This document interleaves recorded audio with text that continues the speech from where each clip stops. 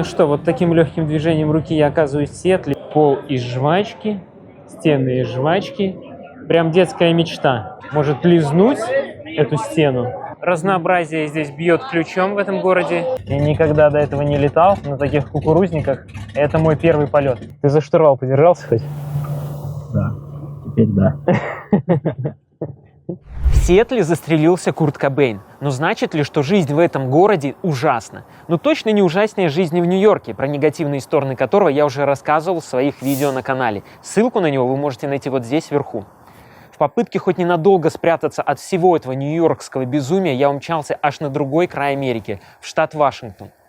За то время, пока я там был, я успел посетить Сиэтл и исследовать местные достопримечательности штата, горы, национальные парки и заповедники. Это видео целиком и полностью посвящено Сиэтлу. Я расскажу вам, что скрывает родина Starbucks, Amazon, Boeing, а также корпорации Microsoft. Подписывайтесь на канал, ставьте лайк и делитесь видео с друзьями. Погнали!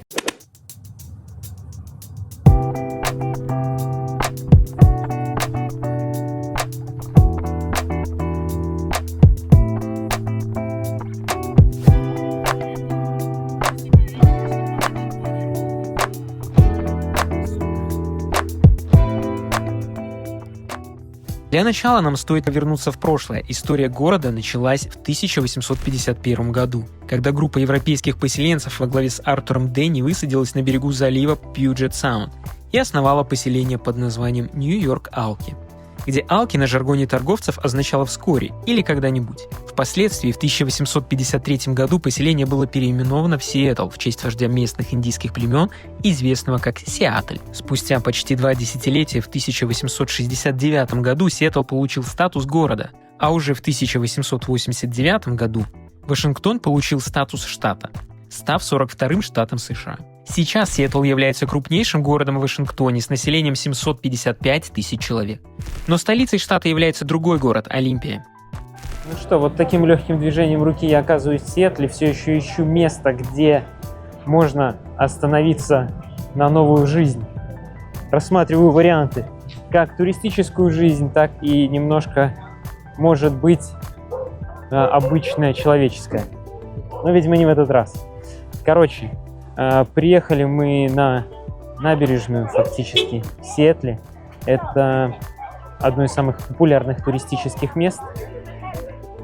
И, понятное дело, тут везде очереди. Мне такое не очень нравится. Мы так посмотрим быстренько со старта вот этот вот весь криповый арт кислотный, куда стоят очереди, потому что здесь вот пирожки продают русские.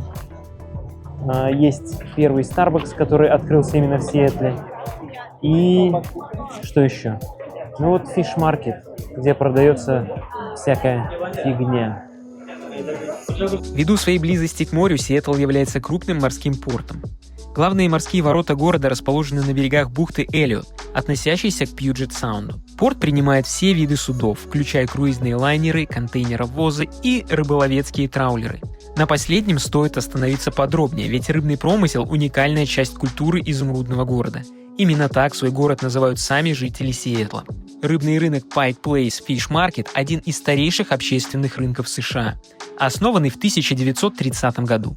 Известен он тем, что продавцы, дабы развлечь своих покупателей, делают рыбу летающей, перебрасывая друг другу свой товар с прилавков. Ежедневно до 10 тысяч туристов прибывают в Сиэтл, чтобы посмотреть на это зрелище. В 1991 году CNN назвал этот рынок одним из 3 самых веселых мест для работы в Америке. Иногда продавцы бросают в толпу рыбу из пенопласта, чтобы напугать прохожих. Или выбирают покупателя из толпы для того, чтобы он бросил рыбу самостоятельно. На рынке в общей зоне вывешен знак, который гласит «Осторожно, низколетящая рыба». Туристы стоят, просто глазеют на рыбу, и чувак просто подгоняет и спрашивает, кому-то нужна рыба, или вы что тут стоите, фотки делаете просто. Вот такой вот бизнес на туристах. Кстати, там половину дюжины каких-то штук продавали за $7. И вот мне непонятно, это дорого или дешево. Хотя, мне кажется, здесь в туристическом месте все дорого. Есть подозрение, что здесь такое огромное количество людей именно потому, что здесь стоит круизный лайнер. Это тут пару тысяч человек привезли, они высадились и оккупировали весь старый город. Ну или тусуются здесь. Вот, а здесь открывается такой чудесный вид на порт. Я пока еще ничего толком не видел Сиэтла, потому что мы прилетели и был туман. А сейчас вот немножко распогаживается, солнышко вылезло. Можно что-то увидеть. Там пирс красивый. Это все очередь в Starbucks стоит.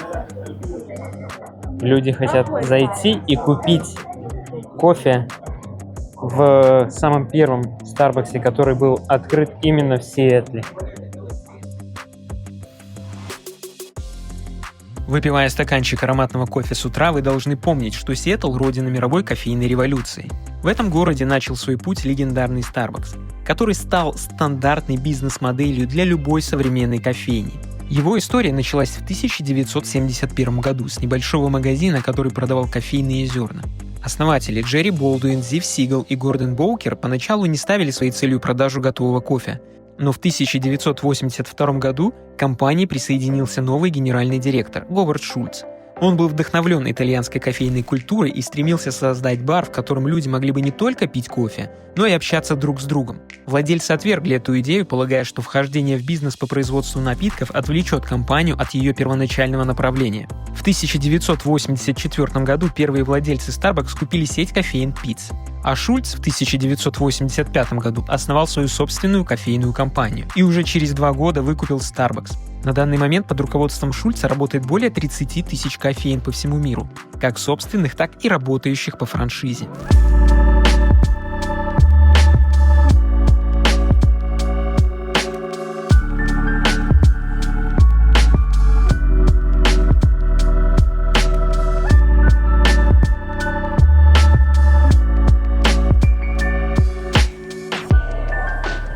А теперь самое странное место, которое доводилось видеть, это стена из жвачки. И вот сюда ее все лепят и лепят и лепят. То есть это жвачка, которую приходят и приклеивают люди. Пол из жвачки, стены из жвачки. Прям детская мечта. И она еще плавится на солнце и течет вниз.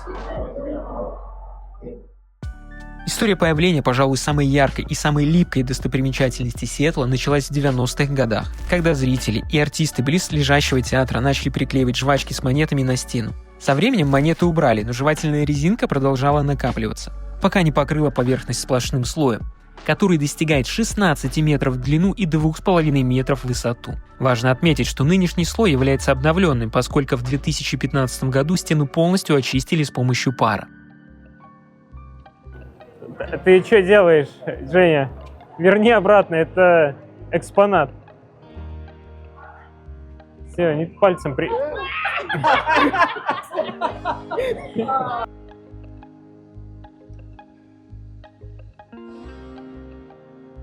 Есть ощущение, что это чисто панковская тема, либо гранжевская какая-то. Тут же в Сиэтле рос, вырос и умер Курт Кобейн. Вот. И есть ощущение, что здесь такой вот вайб. Smells Like Teen Spirit от Nirvana знают все, но мало кто знает, где она появилась. Своим появлением песня обязана Сиэтлу, где в середине 80-х зародился новый жанр рок-музыки – гранж. Именно здесь творили Nirvana с легендарным Курт Кобейном во главе, Pearl Jam с Эдди Ведером в качестве фронтмена, Soundgarden под руководством Криса Кернелла. Сиэтл был изолирован от крупных музыкальных центров, что позволило музыкантам развивать уникальный стиль без влияния мейнстрима. Местная сцена, вдохновленная панком, активно поддерживала подход «сделай сам» – DIY, который способствовал независимости и свободе творчества. Молодежь искала музыку, которая отражала бы ее скептицизм и разочарование в обществе. Гранж с его темной лирикой и грубым звучанием идеально вписался в эти настроения и атмосферу Сиэтла. Как думаете, вот огромное количество людей приходит и сюда жвачки клеит. Это рассадник бактерий или нет? Может ли вот это вот пространство разносить инфекцию? Или во время ковида как здесь было это все? Может быть, кто-то может лизнуть эту стену? А за сколько бы вы лизнули эту стену? За 100? За 2? За 3?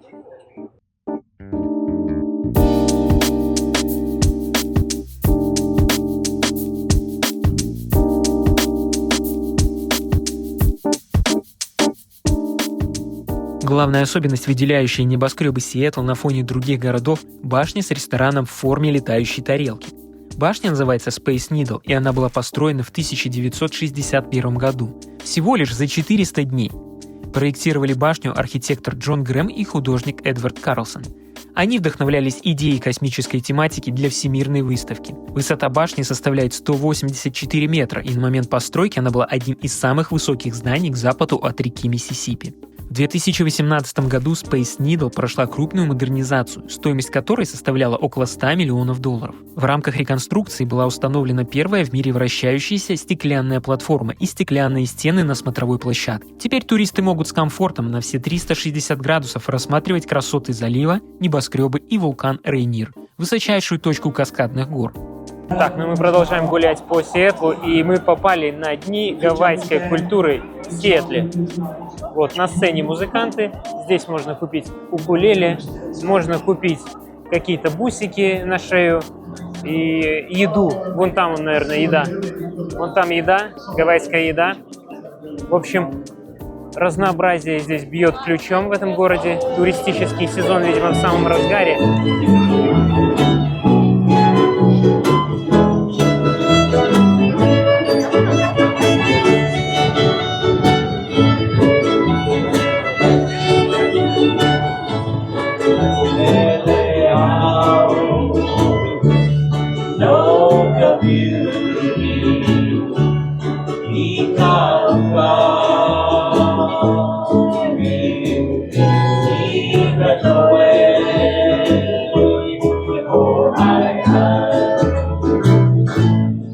Коллективный сеанс игры на укулеле.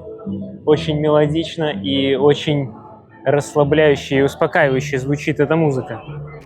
Приятное место. Мне нравится. Интересно, что вот в центре в туристический сезон столько разных развлечений здесь есть.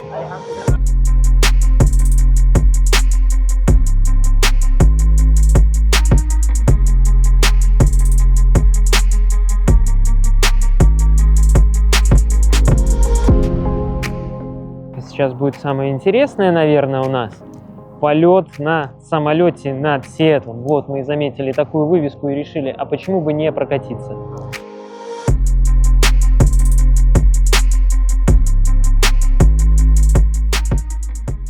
Я всегда мечтал полетать в старом, маленьком, трясущемся, полуразваливающемся самолете.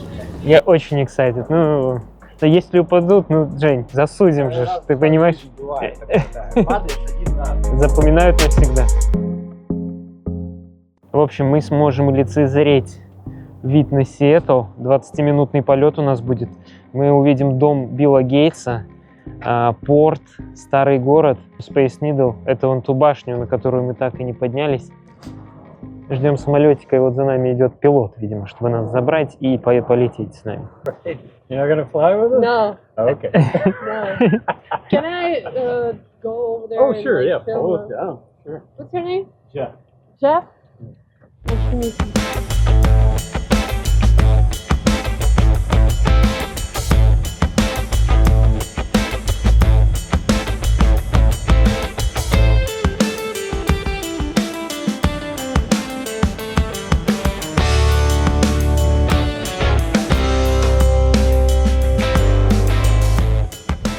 Can we change during the flight?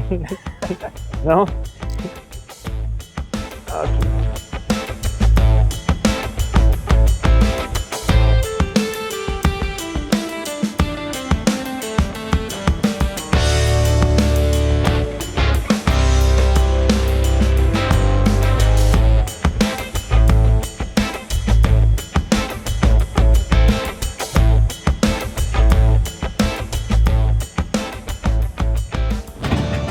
Я очень в предвкушении полета. Американское слово excited лучше всего подходит к этому. В предвкушении, в ожидании. Я никогда до этого не летал на таких кукурузниках. Это мой первый полет. Я сижу на заднем сидении, и вид у меня по две стороны будет. Ну, полетели.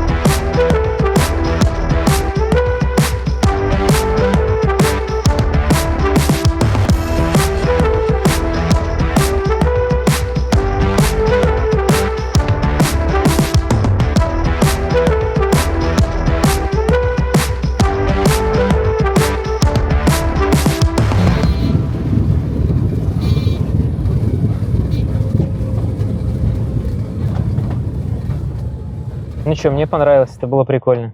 Тебе как? Awesome. Awesome. Awesome. Окей. Мы вернулись, все посмотрели. Хочу сказать, что переднее место не так удобно, как заднее, потому что тут я могу смотреть по двум окнам, и у меня здесь сзади никого нету, пассажиров нету, и сбоку никого нету, а спереди можно смотреть только в бок и вперед. Но вперед, наверное, не самый лучший обзор. Винт все закрывает, да? Я не жалею, что выбрал это место. Ты за штурвал подержался хоть? Да, теперь да.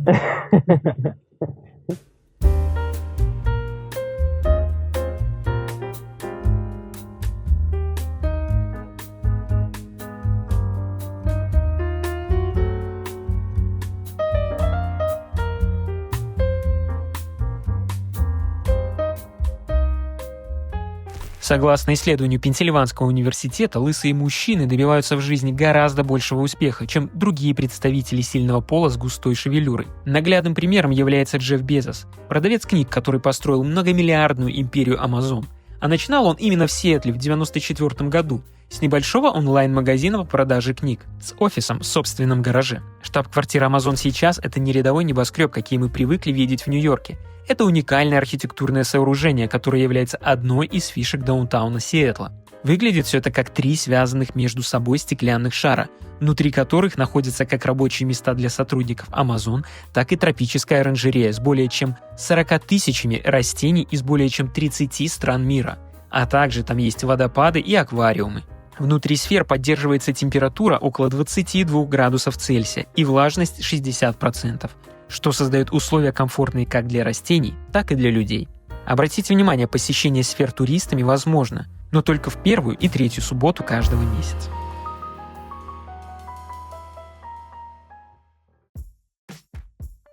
Можно зайти вовнутрь и посмотрим, что тут такое.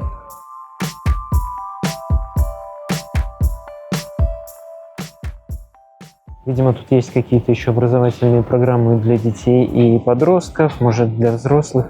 А пока что здесь просто арт. Висит и выставлен.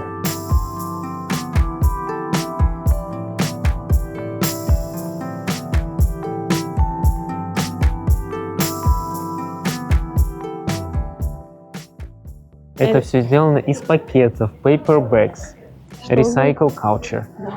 Как это было сделано? Из картона, потом наклеена бумажка, потом завернуто, потом еще завернуто и раскрашено. Выглядит прикольно. Вот здесь еще стоит улиточка.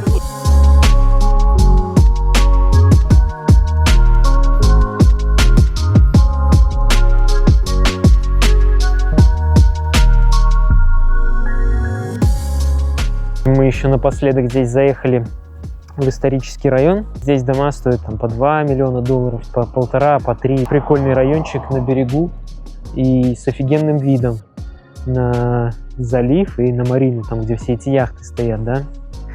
Тут гуляют с собаками, гуляют с детьми, на велосипедах катаются. И животные тут ходят, и зайчики, и олени гуляют. Прям вот среди домов, среди машин, среди людей. Очень интересно за этим наблюдать.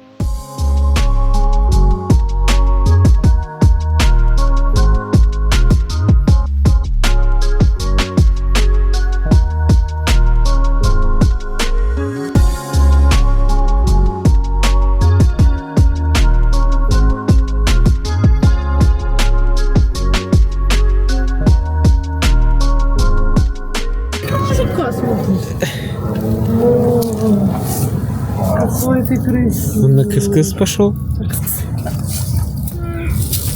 тебя зовут? Ой, он прям как мой Кеша. Посмотрим на его имя. У тебя есть имя? Нет, имя нет.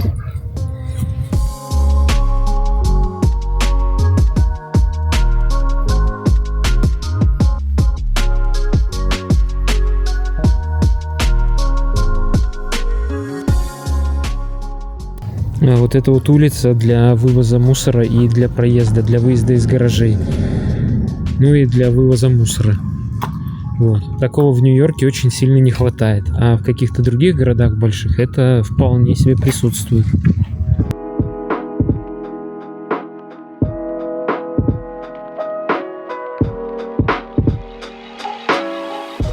Когда речь доходит до цен, эталоном дороговизны, конечно же, является Нью-Йорк. В Сиэтле с его населением 755 тысяч человек все стоит сравнительно недорого. По данным портала Redfin, средняя стоимость аренды жилья в Сиэтле в 2023 году составила $2055, против $4400 в Нью-Йорке. Подобная ситуация наблюдается и при покупке недвижимости. Средняя стоимость квадратного метра жилья в Сиэтле составляет $5253 для квартир и $2790 для домов. В то же время в Нью-Йорке средняя цена находится на уровне $15309 для квартир и $7570 для домов соответственно. Зарплаты в обоих городах находятся приблизительно на одном уровне, ввиду того, что Сиэтл — это место расположения крупнейших компаний Америки, таких как Boeing, Amazon и Microsoft.